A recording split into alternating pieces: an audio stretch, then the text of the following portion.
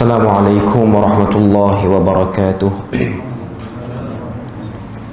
إن الحمد لله نحمده ونستعينه ونستهديه ونستغفره ونعوذ بالله من شرور أنفسنا ومن سيئات أعمالنا. من يهده الله فلا مضل له ومن يضلله فلا هادي له. أشهد أن لا إله إلا الله وحده لا شريك له وأشهد أن محمدا عبده ورسوله. يا أيها الذين آمنوا اتقوا الله وقولوا قولا سديدا يصلح لكم أعمالكم ويغفر لكم ذنوبكم ومن يطع الله ورسوله فقد فاز فوزا عظيما. الحمد لله الذي بنعمته تتم الصالحات. ربنا آتنا من لدنك رحمة وهيئ لنا من أمرنا رشدا. اللهم آت نفسي تقواها وزكيها وأنت خير من زكاها أنت وليها ومولاها. Alhamdulillah, syukur pada Allah Azza wa Jalla kerana dengan rahmat dan juga limpah kurnia yang Allah Subhanahu wa Ta'ala berikan, dapat kita sama-sama berada dan berkumpul dalam majlis ilmu yang mulia pada pagi ini. Dan kita mohon pada Allah Azza wa Jalla supaya Allah Ta'ala tambahkan kepada kita rahmat dan juga barakah bila mana kita berada dan berkumpul dalam majlis yang mulia ni, insya-Allah. Dan insya-Allah kita menyambung perbahasan daripada 40 amalan mudah menurut sunnah, yang mana hari ini amalan yang ke-34, iaitu bacaan sunnah untuk kesedihan yang mendalam. Daripada Abdul Rahman bin Abi Bakrah, daripada ayahnya berkata, Abdul Rahman bin Abi Bakrah ni anak kepada sahabat iaitu Abu Bakrah At-Taifi. Adalah Nabi SAW berdoa ketika mana dilanda kesedihan yang mendalam. Allahumma rahmataka arju fala takilni ila nafsi tarfata ain wa aslih li sya'ni kullahu la ilaha illa anta. Yang bermaksud, ya Allah, aku mengharapkan untuk mendapatkan rahmatmu. Oleh kerana itu jangan engkau biarkan diriku walau sekelip mata tanpa pertolongan atau rahmat daripadamu. Perbaikilah seluruh urusanku. Tiada Tuhan yang berhak disembah melainkan engkau. Hadis yang diriwayatkan oleh Al-Imam Abu Dawud dan sanadnya dinilai sebagai hasan. Pada amalan yang ke-34 ni, iaitu bacaan ketika mana kita menghadapi ujian kesedihan, rasa sedih ataupun rasa duka cita dengan sesuatu perkara yang berlaku. Kita tengok pengajaran daripada hadis apa yang disebutkan sini. Hadis ini menunjukkan pengharapan seorang hamba kepada rahmat Tuhannya. Jadi dalam hadis ni, permulaan ucapan Nabi tu, Nabi sebut Allahumma rahmataka arju fala takilni ila nafsi tarfata ain.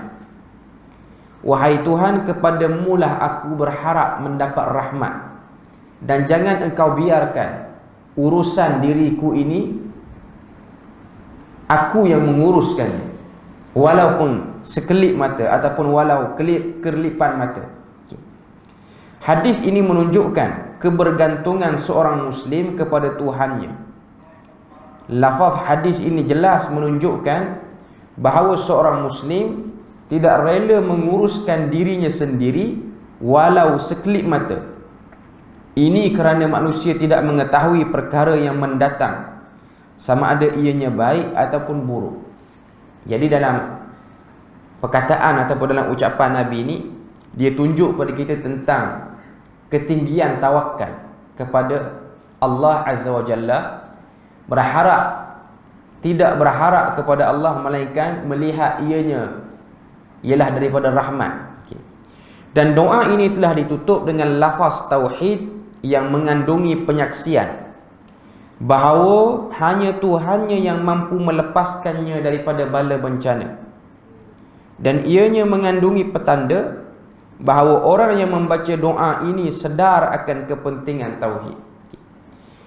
Di ujung doa tu Nabi sebut la ilaha illa anta.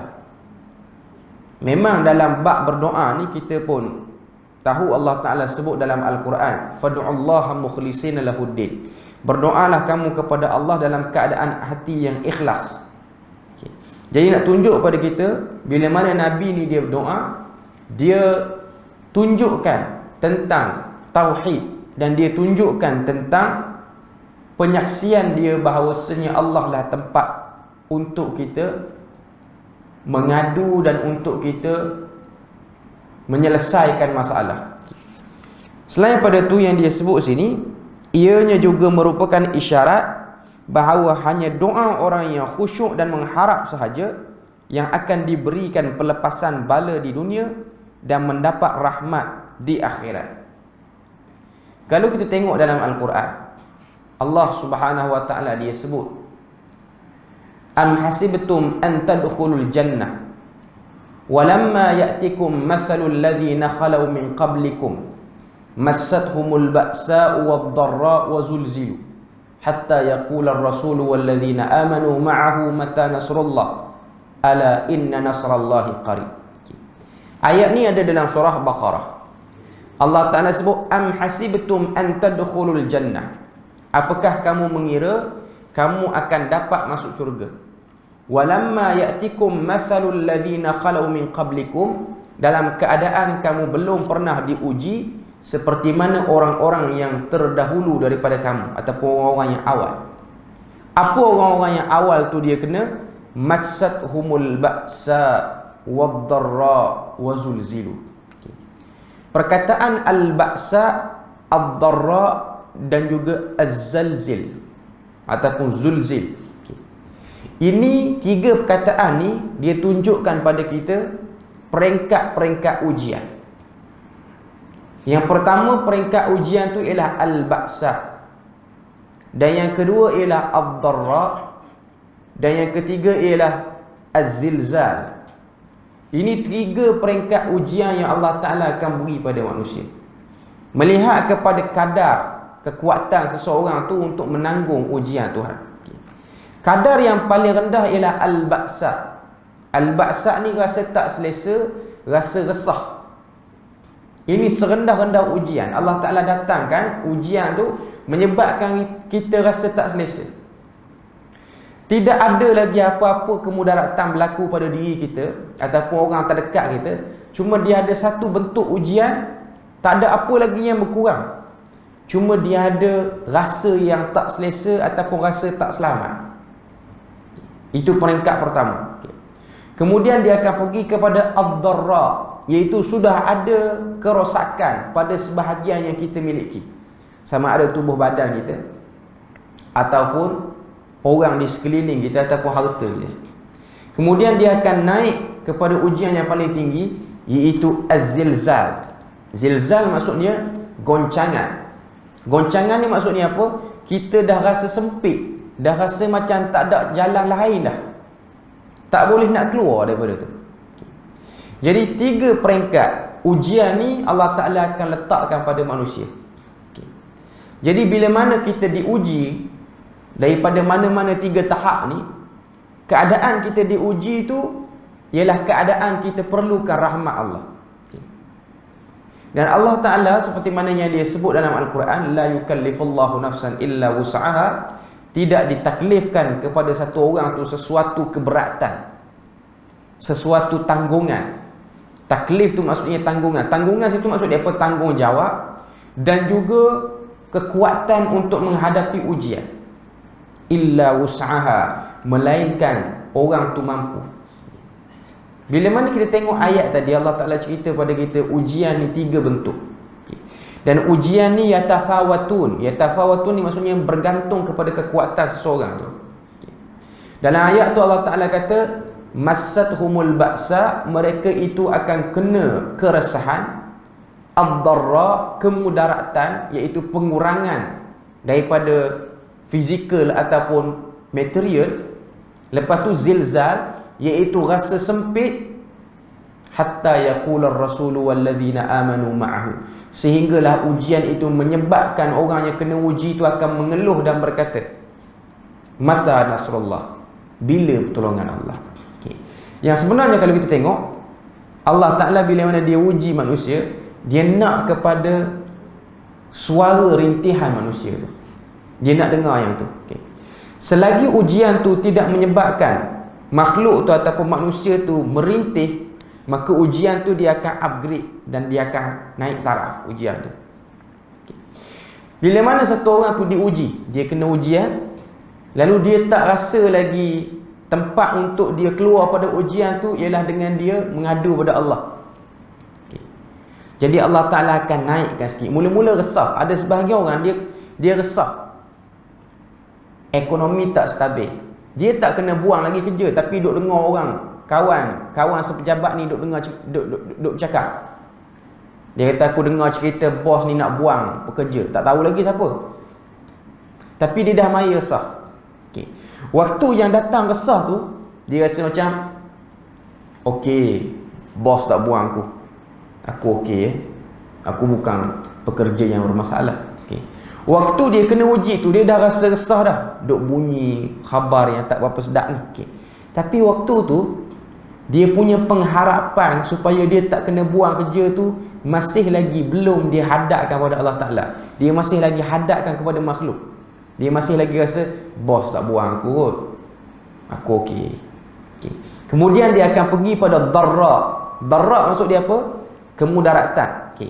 Dia tak kena buang kerja, cuma bos kata gaji dia kurang. Waktu tu kita tengok sebahagian orang tu dia dah start nak mengadu pada Tuhan ke dia masih lagi steady ni.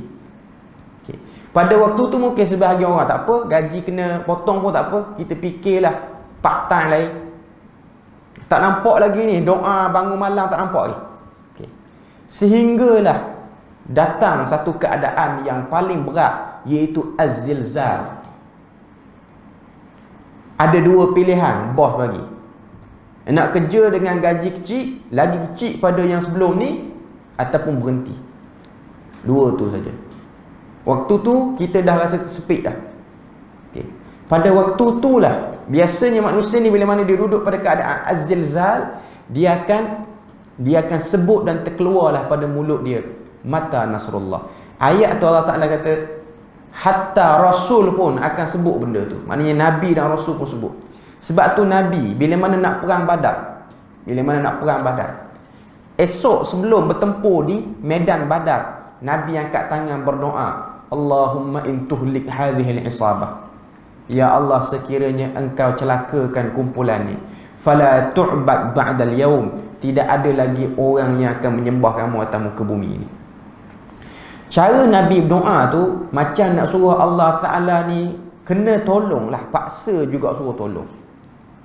Macam Nabi nak bagi tahu, kalau kamu tak beri menang pada kami 300 lebih ni untuk melawan 1000 ni, maka kami duk sangka dan kami duk nampak lepas ni tak ada orang akan sembah ataupun tauhidkan kamu. Sebenarnya kalau tidak ada makhluk yang tauhidkan Tuhan atas muka bumi ni, tidak ada masalah pun bagi Tuhan. Bukan problem besar. Cuma Tuhan nak dengar Nabi tu doa dengan bahasa lagu tu. Tuhan ni dia suka melihat hamba dia iktiraf, hamba dia hamba. Dia suka lagu tu. Sebab tu doa ni kalau kita tengok, Allahumma rahmataka arju, wahai Tuhan aku berharap rahmatku. Tuhan nak dengar yang tu. Tuhan nak dengar kita dah tak nampak dah pintu lain melainkan pintu tu ya. Tak ada. Pintu lain dah tertutup. Kabel ni tertutup, orang ni tertutup, pemudah cara ni tertutup. Sehinggalah kita nak sebut perkataan ni. Sebab tu kau tengok antara zikir pagi yang Nabi ajar pada kita, yang diriwayatkan oleh Al-Imam An-Nasa'i, ya hayyu ya qayyum birahmatika astaghith aslih li sya'ni kullah wala takilni ila nafsi tarfata ain. Lebih kurang juga dengan riwayat kita ni. Cuma tu riwayat An-Nasa'i dalam kitab dia Amalil Yaumi wal Lailah. Itu yang dibacakan pada waktu pagi dan petang. Cuma dia punya permulaan tu lain sikit. Yang kita baca ni, Allahumma rahmataka arju fala takilni ila nafsi. Yang tu, ya hayyu ya qayyum birahmatika astaghith aslih li sya'ni kullah wala takilni ila nafsi tarfata'in.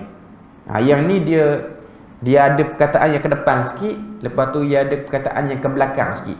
Allahumma rahmataka arju fala takilni ila nafsi tarfata'in wa aslih li sya'ni kullah. Wahai Tuhan, engkau baikilah urusanku. Bila mana seorang hamba dia sebut perkataan ni, ianya menunjukkan pada kita seorang hamba tu sudah membuka pintu pengharapan yang paling tinggi pada Tuhan. Sebab tu kata Hamka, sebelum pada Hamka sebut, Ibn Qayyim Al-Jauziyah pun sebut benda yang sama. Dalam kitab dia Ad-Da'u wad-Dawa, dan banyak lagi lah kitab dia Miftah Darus Sa'adah. Lepas pada tu Hamka pun sebut dalam kitab dia Tasawuf Moden, pun dia kata dia nukil daripada Ibn Qayyim. Ibn Qayyim sebut, satu orang manusia bila mana Allah Ta'ala uji dia sehingga dia terjatuh dalam dosa, dia terbuat dosa, imma dosa tu dosa kecil ataupun dosa besar. Tapi biasanya cerita yang nak jadi minta tolongan Tuhan ni, seorang tu dah terjatuh dalam kesilapan ataupun dosa besar. Walaupun kita tahu dan kita nampak Allah Ta'ala ni dia suruh kita jauhkan diri daripada buat dosa besar. Tapi ada orang yang Allah Ta'ala jadikan dia tu terbuat, dosa besar. Jatuhnya satu orang dalam dosa ni ialah satu nikmat. Satu nikmat. Tapi kena clear dulu. Jangan kita faham, oh nikmat rupanya lepas ni kita buat dosa banyak sikit. Kan? Nikmat maksud dia apa? Nikmat sekiranya dia sedar benda tu salah. Sebab satu orang yang angkat tangan untuk minta ampun pada Allah Ta'ala ni, dia tak akan rasa nikmat melainkan dia pernah buat silap. Waktu dia minta pada Tuhan tu, ya Allah ampunkan aku, mudahkan urusan aku, baikilah keadaan aku. Waktu dia sebut tu, dia akan rasa lebih sedap bila mana dia tu satu orang yang pernah buat dosa. Tapi kalau dia yang tak pernah buat dosa, lepas tu dia nak sebut, ya Allah ampunkan aku, dalam hati duk fikir, rasa macam tak jahat mana.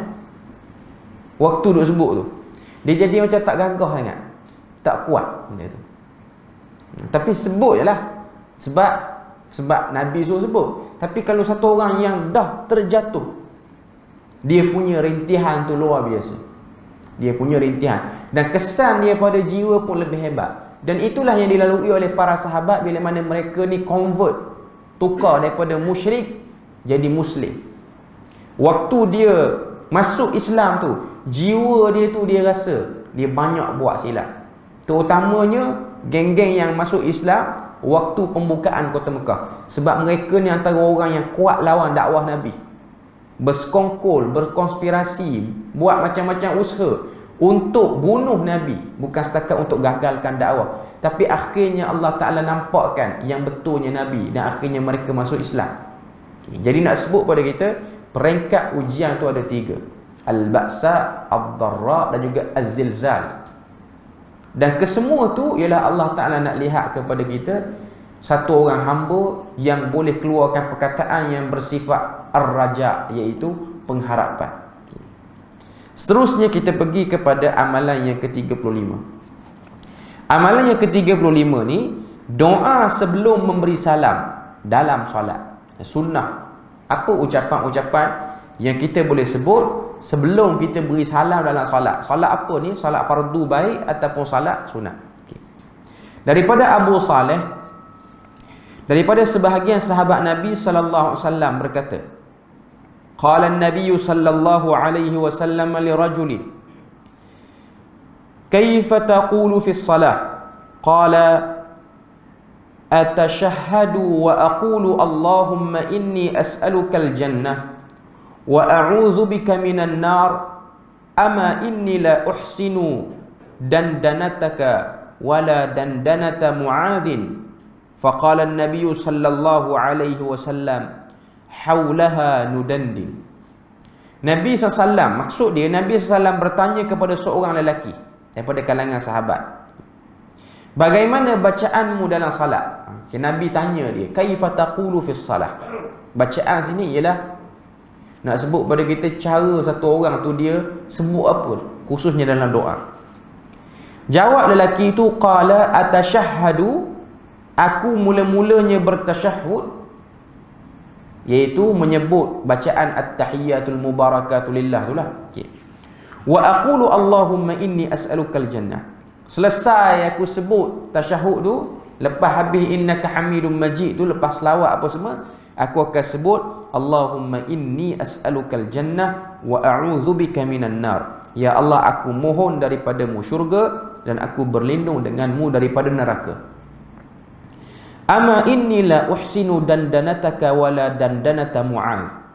Kata lelaki itu lagi, saya tidak pandai membaca doa seperti mana doa yang kamu ajarkan ataupun doa yang sahabat pernah buat, iaitu Mu'az. Qala Nabi, maka jawab Nabi sallam, lepas pada dengar lelaki itu jawab dan kata lagu tu, kata Nabi, haulaha nudandin, pada perkara itulah kami berdoa. Hadis ni riwayat Abu Daud juga macam hadis tadi. Okay. Nabi tanya seorang lelaki dalam salat dia baca apa. Okay. Baca sini bukanlah baca bacaan, orang kata apa, baca bacaan yang umum tu. Baca Fatihah ke, baca tasbih ke dalam sujud ataupun rukuk.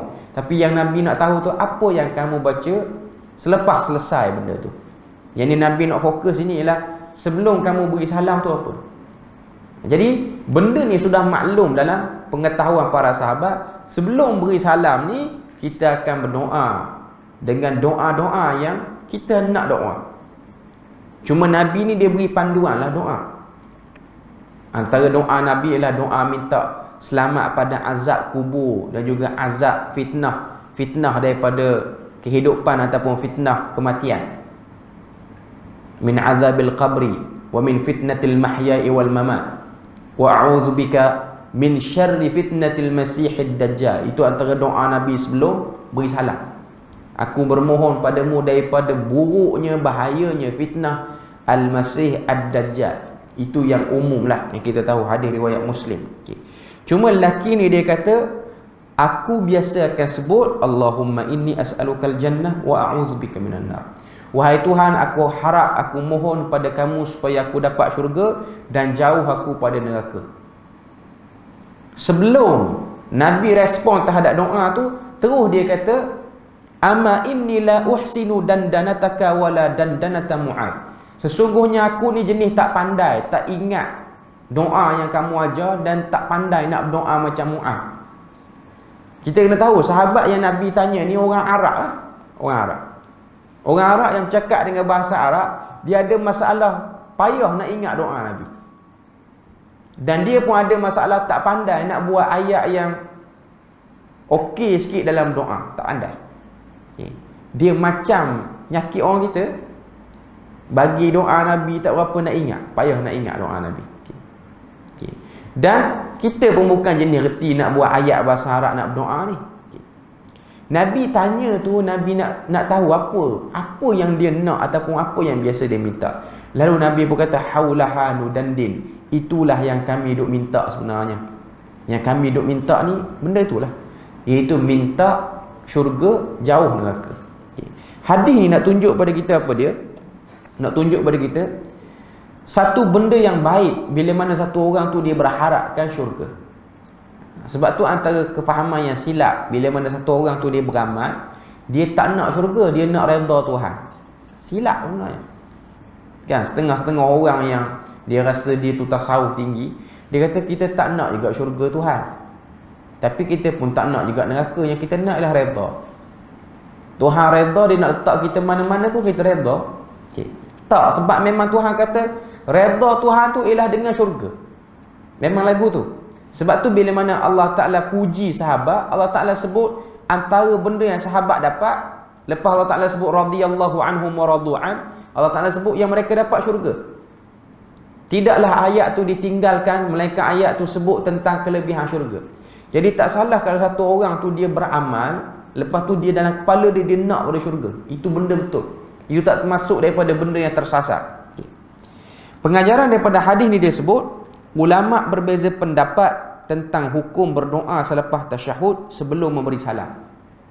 Maknanya ada khilaf di kalangan para ulama hukum kita berdoa waktu lepas habis tasyahud tu sebelum beri salam. Majoriti mengatakan sunat bagi seseorang itu berdoa dalam salatnya sebelum memberi salam. Maknanya benda tu ialah termasuk daripada perkara sunnah. Nabi SAW bersabda, "Thumma yatakhayyaru minad du'ai a'jabahu ilaihi fayad'u." Kemudian daripada membaca tasyahud, dia boleh memilih doa yang dia suka lalu dia berdoa. Dia boleh pilih apa-apa saja doa yang dia suka lalu dia berdoa. Kalau kita tak pandai doa dalam bahasa Arab, kita berdoa dalam bahasa Melayu cuma tak lafaz lah. Kita sebutlah ataupun kita nampakkan dalam hati kita. Sebab kalau kita sebut dalam bahasa Melayu kan nanti orang ingat kita bercakap pula sebelah. Kena pula salat jemaah. Saya nak minta sekian-sekian, bunyi sebelum beri salam.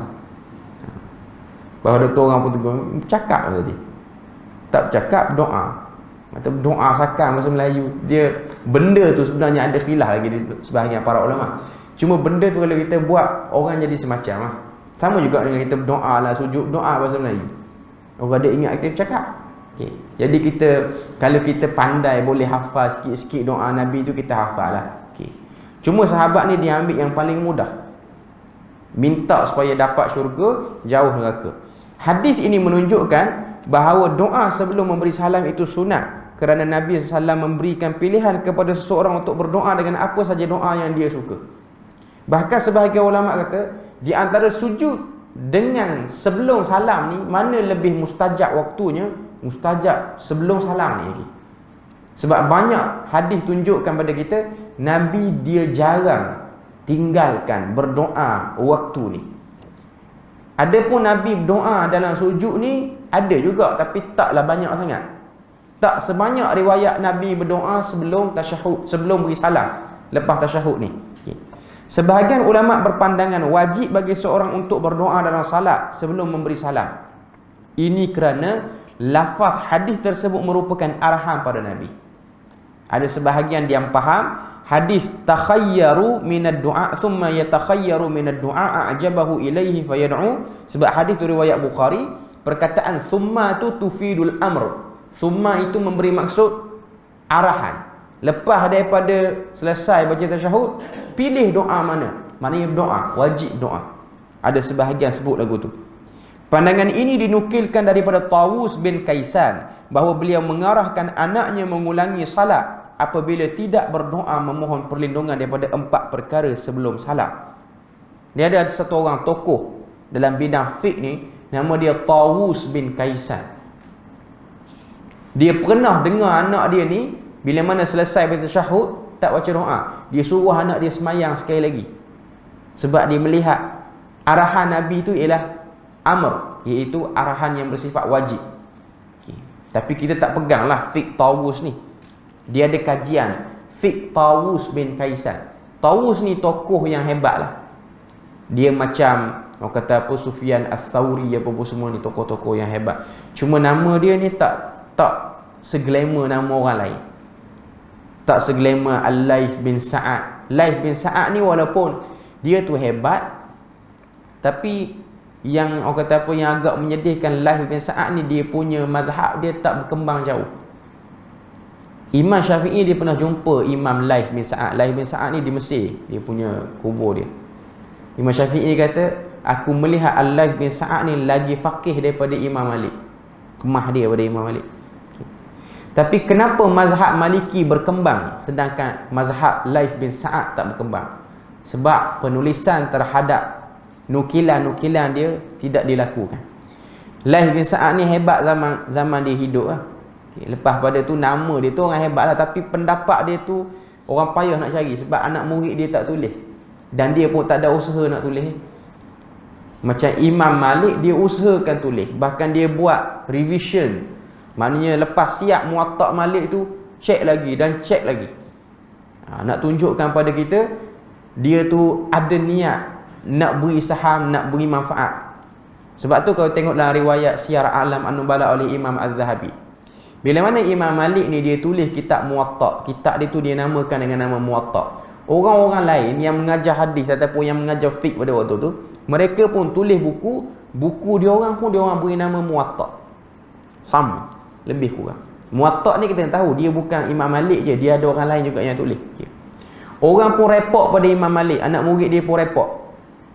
Anak murid dia kata ni ada orang-orang lain, tokoh-tokoh ni, asatizah ataupun syekh-syekh ni, masyayikh ni, dia tulis buku sama dengan nama buku kamu iaitu Muwatta. Apa kata Imam Malik? Satu benda tu kalau kita buat kerana Allah, baqiya, benda tu kekal. Imam Malik tak menggelabah. Imam Malik kata, "Ish, yang tukar tajuk baru kan. Orang curi tajuk kita." Tak ada. Imam Malik kata kalau benda tu kita buat kerana Allah, Allah Ta'ala kekalkan. Dan benar apa benda yang disebutkan oleh Imam Malik, yang kekal hari ni ialah Muwatta dia lebih orang kenal berbanding Muwatta orang lain. Berbanding orang lain. Walaupun riwayat Muwatta tu pun berbeza. Bermacam-macam anak murid yang, versi anak murid yang riwayatkan tu berbeza-beza. Okay. Cuma Tawus bin Kaisar ni macam tu lah. Tawus ni kalau tengok dalam bahasa Melayu, maksud dia apa? Burung merak Tawus ni. Nama dia agak, orang kata apa, menarik lah. Tawus nama dia. Tawus ni maksudnya burung merak. Okay. Sebahagian ulama' dia tak namakan nama dengan Tawus ni. Burung merak ni apa benda? Burung merak ni dia ada satu sifat yang tak bagus, iaitu sifat dia nyombong. Dia suka tunjuk dia kemas. Terbang pun tak boleh sebenarnya. Okay. Tapi tunjuk kemas lah. Orang lalu tu kembang dia punya, apa kata apa, bulu dia cantik lah, memang dia cantik pun. Okay. Okay. Tapi nak banding dengan burung pipit, baik burung pipit lagi ya.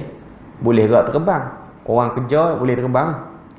Tapi merak lagu tu dia tak boleh terbang. Ayam pun kadang-kadang kita tengok boleh terbang. Walaupun tak tinggi tapi boleh lah. Okay. Tapi dengan sebab bulunya yang banyak, aksesori banyak sangat kat badan tu, dia tak terbang dia. Okay.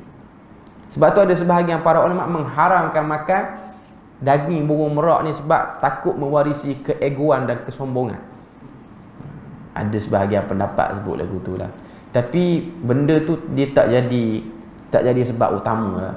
Kita makan lembu tak pun jadi penyakit nak makan rumput hari-hari. Okay. Lembu kan makan rumput. Lepas makan daging lembu ni rasa minat telio tengok rumput, tak ada. Biasa tengok rumput lagu tu. Okay. Makan ayam pun taklah jadi nak catuk benda-benda orang, tak ada. Okay. Dia tak mempengaruhi. Sebab ada sebahagian para ulama yang mengharamkan, antaranya mengharamkan makan daging himar, keledai.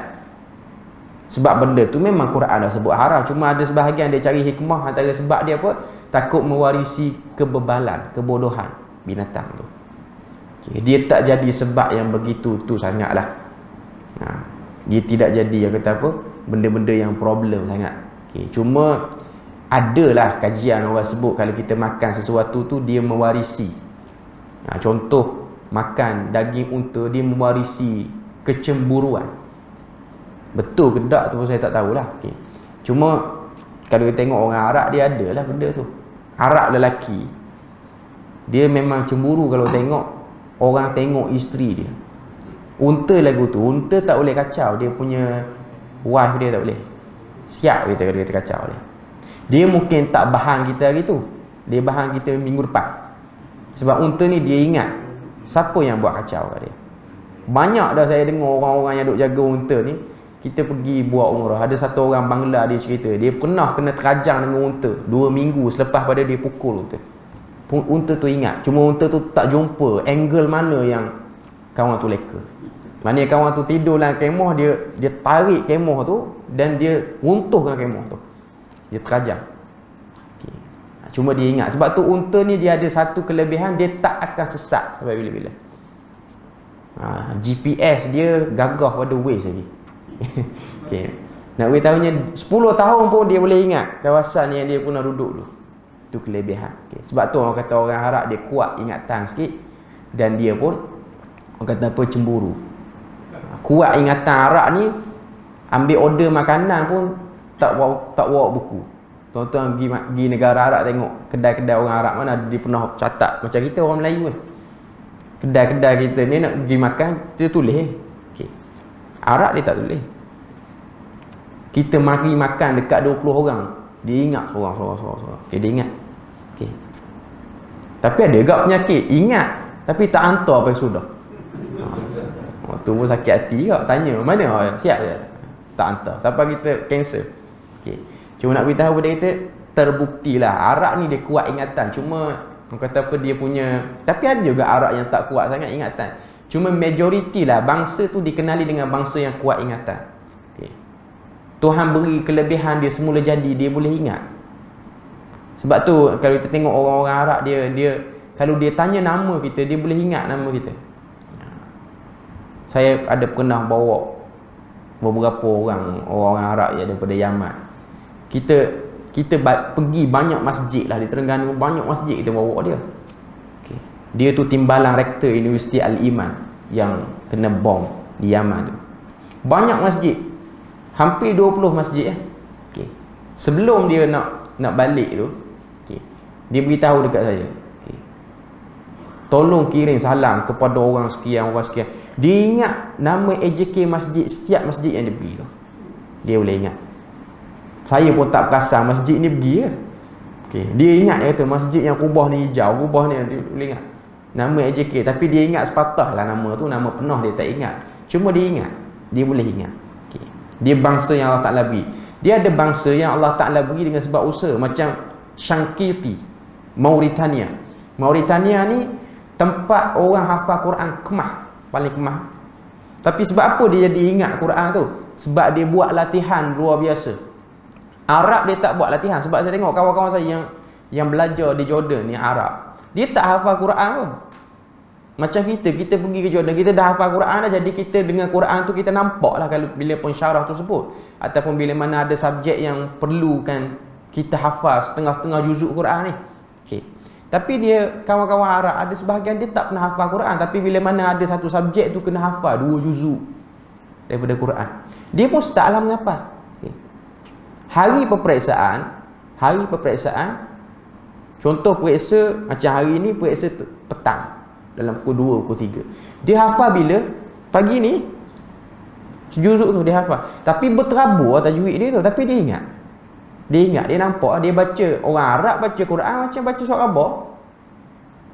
Baca Quran, tak nampak bunyi Quran, nampak bunyi macam surat khabar tu. Macam baca apa dia punya tajwid, tapi otak dia tu laju. Macam kita baca bukan main elok, ulang sekali lagi, lepas tu sekali lagi tak ingat. Dia ingat, cuma tajwid dia berterabur. Okay.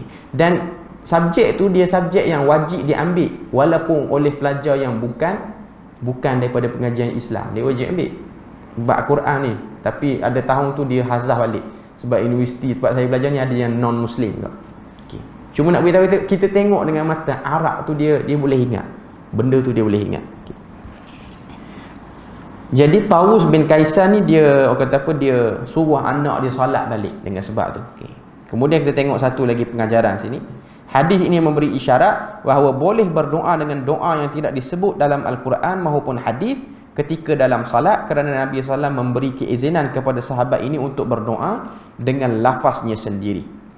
Boleh kita berdoa dengan doa yang kita sendiri pandai doa dengan doa itulah. Tak syarat doa tu pada Quran ataupun pada hadis. Tapi yang terbaiknya daripada Al-Quran dan hadis lah, kalau kita boleh ambil yang tu. Okay. Jadi nak tunjuk pada kita bahawasanya dalam salat ni kita dituntut juga untuk berdoa selain daripada berdoa selepas selesai salat tu. Dan waktu berdoanya ialah sebelum kita beri salam, waktu kita tasyahud tu sendiri. Jadi rasanya berpada situ ialah kok untuk pagi ni. InsyaAllah kita akan sambung lagi beberapa sunnah pada kali yang akan datang. Subhanakallahumma wa bihamdik, asyhadu an la ilaha illa anta wa astaghfiruka wa atubu ilaik. Wassalamualaikum warahmatullahi wabarakatuh.